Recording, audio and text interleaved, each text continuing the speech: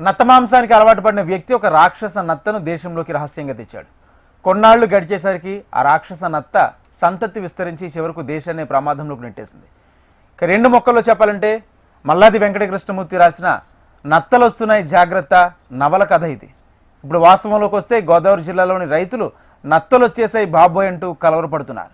పశ్చిమ గోదావరి జిల్లా తాడేపల్లిగూడెంలోని ఉద్యానవర్సిటీకి 5 కిలోమీటర్ల దూరంలో ఉన్న నల్లజర్ల మండలం పెంట్లం అటవీ ప్రాంతం సమీపంలో వ్యవసాయ భూముల్లో ఈ ఆఫ్రికా జాతి నత్తలు తిష్టవేశాయి.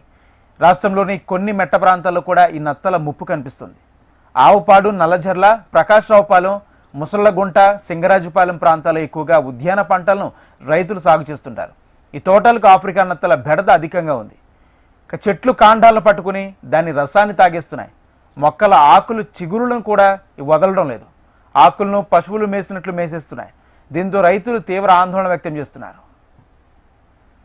10 ఎకరాలు 5 ఎకరాలు నిమ్మ తోట, 2 ఎకరాలు ఏమో బెండ తోట, 1 ఎకరం పచ్చిమిర తోట పెట్టామండి.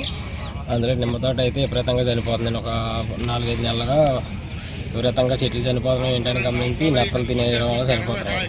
దానికి తొక్క తినేయడం, పూత పిండి తినేయడం ఇలాంటివన్నీ చేసినాయండి. అవి ఒక నెల రోజులుగా గమనించామండి. వాటిని గమనించి ఇప్పుడు ఆర్గానిక్ వాళ్ళకి ఎలాగో చెప్తే ఇప్పుడు వచ్చి అన్ని చర్యలు తీసుకుంటున్నారండి. ఎన్నో రకాల మందులు కొట్టాం కానీ ఏ మందులు పనిచేయలేదు.